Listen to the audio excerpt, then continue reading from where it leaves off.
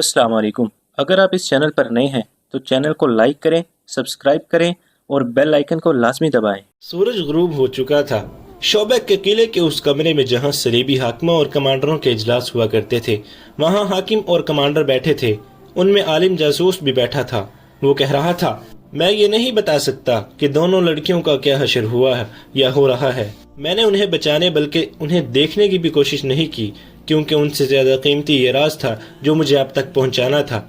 जैसा कि मैं आपको बता चुका हूँ कि डाकुओं ने हमला किया तो मैं मौका देखकर एक तरफ हो गया और एक घोड़े तक पहुंच गया। एक तो मेरी रिहाई एक मौजज़ा है, दूसरा मौजज़ा ये हुआ कि मैं इतने खूनरेज मार्के में से साफ बचकर निकल आया। कोई भी मेरे पीछे नहीं आया। मेरा ख्याल है कि वो डाकू नहीं थे, सुल्तान सलाहुद्दीन अयूबी के भेजे हुए आदमी थे। ये नहीं बता सकता कि उसने हम तीनों को खुद सजाए मौत क्यों न दी और लड़कियों को खराब कराने का ये तरीका क्यों इख्तियार किया। ये एक ढोंग था। लड़कियां अब उन लोगों के कब्जे में होंगी और जालमाना अजियतें बर्दाश्त कर रही होंगी। उन्हें छुड़ाने का हम कोई तरीका नहीं सोच सकते, एक सलीबी हाकिम ने कहा। ये कुर्बानियां तो देनी पड़ती हैं। हमारे पास लड़कियों की कमी नहीं, हमारा यह तरीका कामयाब है। इसे जारी रखने के लिए और लड़कियां तैयार करो। सब आ गए हैं।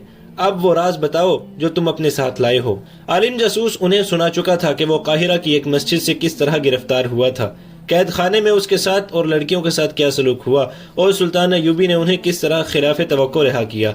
उसने ये भी सुनाया कि ये राज सुल्तान अयूबी ने इसे किस तरह दिया है। उसने तारीख बताकर कहा, सलाहुद्दीन अयूबी इस रोज अपनी फौज को कूच कराएगा। वो करक पर हमला करेगा। नायब सालार कह रहे थे कि शोबक को पहले लेना चाहिए क्योंकि ये ज्यादा मजबूत किला है, लेकिन सलाहुद्दीन शोबक पर अपनी ताकत जाया नहीं करना चाहता।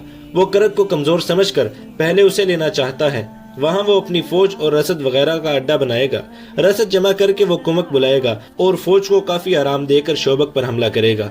उसने ये खास तौर पर कहा था कि वो हमें बेखबरी में लेना चाहता है।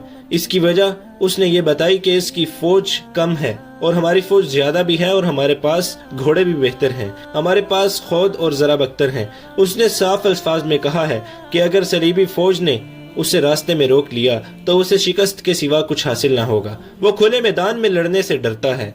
आलिम जासूस ने वो तमाम बातें बताई जो उसने सुल्तान अयूबी की जुबान से सुनी थी। इतने कीमती और अहम राज की तफसील सुनकर लड़कियों को सब भूल गए और उस मसले पर तबादला ख्याल करने लगे। वो इस नतीजे पर पहुंचे कि सुल्तान अयूबी गैर मामूली तौर पर दानिशमंद जंगजू है। उसने करक पर हमले का जो प्लान बनाया है, इसमें उसकी जंगी फहमो फरासत का पता मिलता है। रास्ते में न लड़ने का फैसला भी उसकी दानाई की दलील है। वो रास्ते में ताकत जाया नहीं करना चाहता। ये खुदा यसू मसीह का खास करम है कि उसके प्लान का इल्म हो गया है, वरना वो करक को लेकर शोबक जैसे मजबूत दिफा के लिए खतरा बन सकता था। उन्होंने उसी वक्त सुल्तान अयूबी के प्लान के मुताबिक अपनी फौजों की नकलो हरकत और दिफा का प्लान बनाना शुरू कर दिया। प्लान में ये इकदामात तय पाए। सलीबी अफवाज की मुतहिदा मरकजी कमान शोबक में रहेगी। रसदगाह भी वहीं रखी जाएगी। जंग को शोबक से ही कंट्रोल किया जाएगा। करक की किलाबंदी को और ज्यादा मजबूत किया जाएगा। कुछ और फौज करक मुंतकिल कर दी जाएगी। अयूबी को करक से दूर उसकी अपनी सरहद के अंदर किसी दुश्वार गुजार इलाके में रोका जाएगा। इस मकसद के लिए ज्यादा से ज्यादा फौज भेजी जाएगी। उस फौज में घुड़सवार और शुतर सवार ज्यादा होंगे। कोशिश की जाएगी कि अयूबी की फौज को घेरे में ले लिया जाए। पानी के चश्मों पर पहले ही कब्जा कर लिया जाए। इन इकदामात पर फौरी तौर पर अमल दरामद के अहकामात नाफिज कर दिए गए। हर कोई खुश था। ये पहला मौका था कि सुल्तान अयूबी का कोई राज कबल उस वक्त मालूम हो गया था, वरना उसने सलीबियों को हमेशा आड़े हाथों लिया था। इस पर हैरत का भी इजहार किया गया कि सुल्तान अयूबी जैसे आदमी से यह लग़ज़िश सरजद हुई कि उन जासूसों को दूसरे कमरे में बिठाकर जिन्हें वो रिहा करने का फैसला कर चुका था, ऐसी नाजुक बातें बुलंद आवाज से की जो उसे शिकस्त फाश से दो चार कर सकती थी। उन्होंने एक एहतमाम ये भी किया कि फ्रांस की फौज जो वहाँ से बहुत दूर थी, ये पैगाम भेज दिया कि फुला दिन से पहले पहले ऐसे मुकाम पर पहुंच जाएं जहां नूरुद्दीन जंगी की भेजी हुई कुमक को रोका जा सके। इतने में एक सलीबी अफसर अंदर आया और इंटेलिजेंस के सरबराह के कान में कुछ कहा। उस सरबराह ने सबको बताया कि उन दो में से एक लड़की जो डाकुओं के घेरे में आ गई थी अभी अभी आई है। इत्तला मिली है कि उसके साथ एक जख्मी मुसलमान मुहाफिज है। आलिम जासूस सबसे पहले कमरे से निकल गया। उसके पीछे दूसरे लोग भी बाहर चले गए। हदीद को लड़की ने बरामदे में लिटा दिया था और खुद उसके पास बैठी थी। घोड़े की इतनी लंबी सवारी और तेज रफ्तारी ने हदीद के जख्म खोल दिए थे। उसका खून जो सुबह बंद हो गया था फिर बहने लगा था और उस पर गशी तारी होती जा रही थी। सलीबी कमांडरों ने हदीद की तरफ कोई तवज्जो न दी, क्योंकि उन्हें बताया गया था कि डाकुओं का हमला एक ढोंग था। उन्होंने लड़की को हाथों हाथ लिया और उसे अंदर चलने को कहा। वो बड़ी कीमती लड़की थी, लेकिन उसने उस वक्त तक अंदर जाने का इरादा मुलतवी कर दिया जब तक हदीद की मरहम पट्टी नहीं हो जाती। इंटेलिजेंस का सरबराह हरमन नाम का जर्मन था। उसने लड़की को परे जाकर कहा, किस शाम के बच्चे की तुम मरहम पट्टी कराना चाहती हो? ये तो तुम्हारी किस्मत अच्छी थी कि बचकर आ गई, वरना ये दरिंदे तुम्हें उन वहशियों के हवाले करना चाहते थे जो डाकू बनकर आए थे। ये झूठ है, लड़की ने झंझला कर कहा।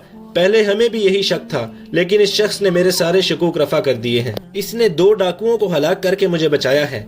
उसने हरमन को सारा वाकया सुनाया और ये भी बताया कि ये शख्स इसे बार बार कहता था कि मुझे यहीं मरने दो और तुम चली जाओ।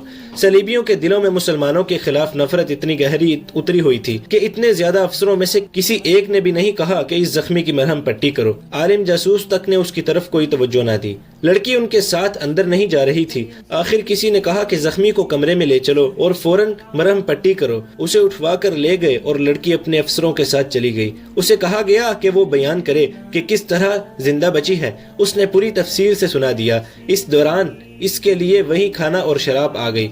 उसने कहा, अगर जख्मी को खाना खिलाया जा चुका है तो मैं खाऊंगी, मैं जरा उसे देखाऊं। वो जाने के लिए उठी। ठहरो लोज़ीना, हरमन ने उसे बड़े रौब से कहा, तुम दूसरी बार सलीब की फौज के अहकामात की खिलाफ वर्जी कर रही हो।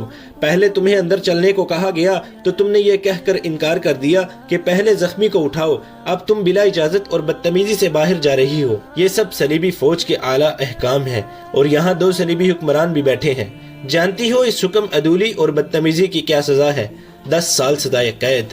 और जब तुम ये हुक्म अदूली दुश्मन के एक मामूली से ओहदेदार की खातिर कर रही हो तो तुम्हें सजाए मौत भी दी जा सकती है।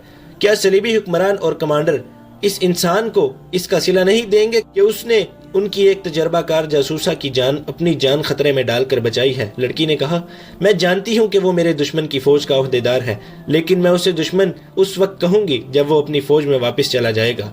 दुश्मन हर हाल में और हर जगह दुश्मन है। एक सलीबी कमांडर ने चिल्ला कर कहा, फलस्तीन में हमने कितने मुसलमानों को जिंदा रहने दिया है, उनकी नस्ल हम क्यों खत्म कर रहे हैं? इसलिए कि वो हमारे दुश्मन हैं, बल्कि इसलिए कि वो हमारे मजहब के दुश्मन हैं। दुनिया पर सिर्फ सलीब की हुक्मरानी होगी। एक जख्मी मुसलमान हमारे लिए कोई हैसियत नहीं रखता। बैठ जाओ। लड़की बैठ गई। उसकी आंखों में आंसू आ गए।